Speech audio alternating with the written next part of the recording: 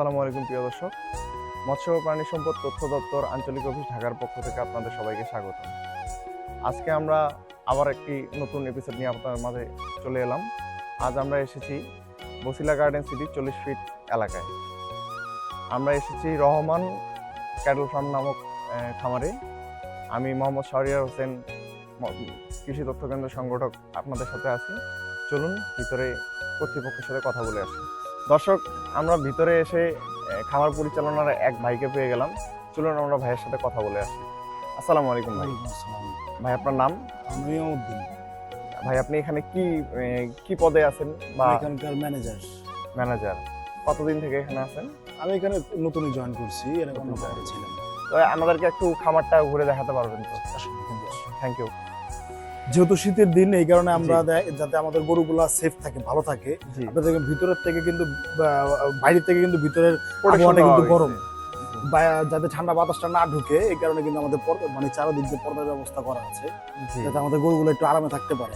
আর এখানে হচ্ছে ওই পাশটা হচ্ছে আমাদের ডেইরি সেক্টর। আমরা প্রতিদিন যে দুধ উৎপাদন করি সেগুলো আমাদের গাভীগুলো ওইখানে, এগুলো আমাদের নতুন বকনা, এগুলাও সামনের দিকে দুধ দেওয়া শুরু করবে।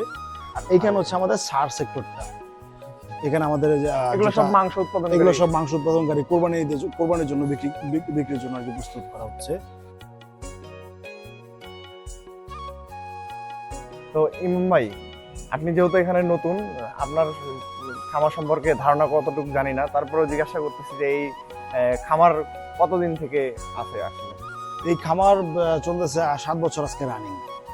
তো আপনি এই খামারে ঢোকার আগে প্রশিক্ষণ নিয়ে ঢুকেছেন তাহলে ইমাম ভাই? হ্যাঁ, মূলত হচ্ছে আমার গরুর প্রতি একটা ছোটবেলা থেকে খুব ফ্যাসিনেশন ছিল। জি। প্রথম দিকে হয়তো বা এটাকে প্রফেশন হিসেবে নিতে পারিনি, পরবর্তীতে গিয়ে দেখা গেছে এটার উপরে জেনে বা পড়ালেখা করার পরে, জানার পরে একটা খামারে চাকরি নেই। তারপরে আমি বেশ কিছুদিন অন্য একটা খামারে ছিলাম, ওইখান থেকে কিছুদিন আগে এখানে জয়েন করা। আচ্ছা, আপনি প্রশিক্ষণ যদি আমরা জানি যে হলো প্রশিক্ষণটা আপনি কোথা থেকে নিয়েছেন? প্রশিক্ষণ সাধারণত আমরা জানি প্রাণী সম্পদ অধিদপ্তর থেকে দেয়, যুব উন্নয়ন থেকে দেয়, আপনি নাকি এগুলো থেকে নিয়েছেন? আমি প্রাইভেট যে খামারগুলো আছে সেখানে দেখা গেছে, ওখানে ইন্টার্নি হিসাবে বেশ কিছুদিন ছিলাম, 6 মাসের মতো ছিলাম। আর এখানে যে গাভীগুলো দেখতে পাচ্ছেন, এগুলো ম্যাক্সিমামটাই হচ্ছে আমাদের ঘরের বাচ্চা। এগুলা মানে সামনের দিকে এগুলোকে বীজ দেওয়া হয়েছে, এগুলো কনসেপ্ট করলে সামনের দিকে ইনশাল্লাহ এরাও দুধ দেওয়া শুরু করবে। ওইভাবে প্রস্তুতি চলতেছে, এখনো দুধ দেওয়া শুরু করেনি। আর দুধের যে গাভীগুলো আছে আমাদের 15টা হচ্ছে ওই পাশে আর 2টা হচ্ছে এই পাশে, টোটাল 17টা গরু আমাদের রানিং দুধ দিচ্ছে। এই 17টা গরু থেকে দৈনিক কি পরিমাণে দুধ উৎপাদন করা যায়? 17টা গরু থেকে আমরা প্রতিদিন 200 কেজি প্লাস দুধ উৎপাদন করতে পারি। 200 কেজি। তো কি মনে হয় যে এই গরুর যে খাবারের কষ্ট আছে আর দুধ উৎপাদন, এ থেকে কি একটা খামারি প্রফিট করতে পারে কিনা?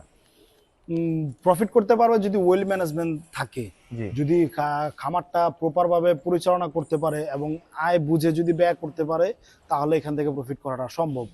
আর আরেকটা জিনিস হচ্ছে যে যেহেতু আমরা ঢাকার খামারি, যেহেতু ঢাকায় আমাদের খামার, অবশ্যই আমাদের এখানে আপনার দানাদার খাবার বলেন কিংবা কাঁচা ঘাস বলেন বা খড় বলেন, প্রত্যেকটা জিনিসই আমাদের ট্রান্সপোর্টেশনের কষ্টটা একটু বেশি পড়ে যায়।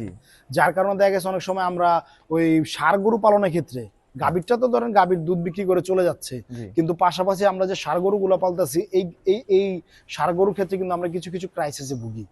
কারণ হচ্ছে আমাদের প্রতিদিন যে প্রোডাকশন হচ্ছে, যে দুধটা আমি বিক্রি করতেছি, সেখান থেকে আয়ের টাকা দিয়ে আমি গাভীগুলোকে হয়তো বা প্রপার খাওয়াইতে পারতেছি, কিন্তু গাভীর ক্ষেত্রে দেখা গেছে আমার এটা অল্টারনেটিভ ব্যবস্থা করতে হচ্ছে বা বাইরে থেকে জোগাড় করতে হচ্ছে, টাকা কালেক্ট করতে হচ্ছে। তো এমনি আপনি আসার পরে তো কোনো এরকম রোগ টোক পান নাই? না, আমাদের এখানে এখন পর্যন্ত আলহামদুলিল্লাহ তেমন কোনো রোগ হয়নি। আর যতটুকু হয়েছে সেগুলা আমাদের ধারায় মানে নিয়ন্ত্রণ করা যায় বা আমরা এই ট্রিটমেন্ট দিতে পারি আর কি। তো আমরা মৎস্য ও প্রাণী সম্পদ তথ্য দপ্তর থেকে এসেছিলাম। আমাদের অফিস খামারবাড়ি প্রাণী সম্পদ ভবনে।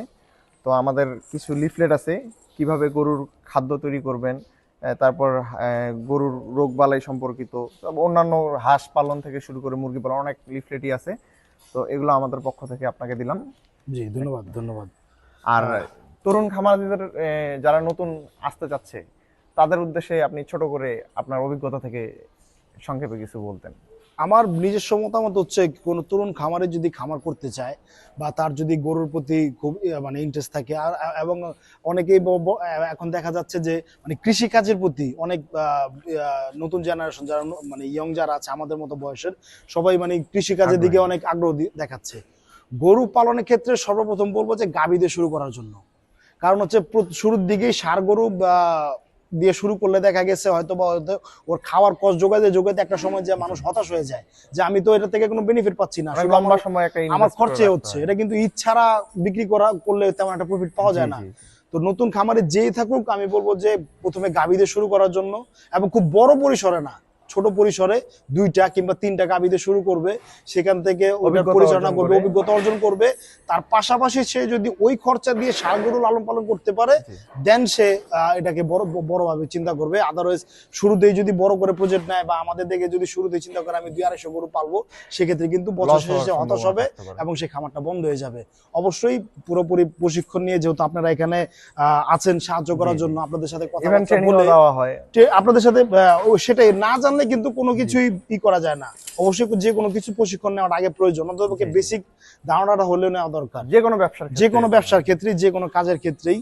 তো আমি বলবো যে সেভাবে প্রশিক্ষণ নিয়ে সবকিছু জেনে বুঝে একটা গরুর যে চারি আছে, চারি কতটুকু ডিপ হওয়া দরকার, একটা ষাঁড় গরু কতটুকু ডিপ থাকে, একটা গাই গরু কতটুকু ডিপ থাকে, তারপর তার বসার প্রসেসটা, তার শোয়ার যে জায়গাটা আছে, সবকিছুর একটা পরিমাপ আছে। পর্যাপ্ত না হলে কিন্তু সেই ক্ষেত্রে দেখা গেছে একটা ষাঁড়ও ওইভাবে বাড়ে না। ও যদি বসতে না পারে, রেস্ট নিতে না পারে, ষাঁড় গরু বাড়বে না। আর গাভী যদি রেস্ট না পায়, সে ভালো মতো দুধ দিতে পারবে না। সেই ক্ষেত্রে প্রপার জিনিসটা জেনে প্রশিক্ষণ নিয়ে এবং ছোট করে, যার যতই ক্যাপিটাল থাকুক না কেন, ছোট আকারে আস্তে আস্তে শুরু করতে হবে। জি, আপনাকে অসংখ্য ধন্যবাদ ভাই আমাদেরকে সময় দেওয়ার জন্য। আপনাকে ধন্যবাদ আমাদের এখানে আসার জন্য, এবং আশা করি এইভাবে আপনারা সবাইকে কৃষি ক্ষেত্রে উদ্বুদ্ধ করে থাকবেন, কারণ বাংলাদেশ কৃষি প্রধান দেশ এবং আমি পার্সোনালি চাই যে সবাই কৃষি ক্ষেত্রে স্বাবলম্বী হোক এবং আমাদের কৃষি কাজটা আরো আগায় যাক। থ্যাংক ইউ ভাই, ধন্যবাদ ভাই, দেখা হবে।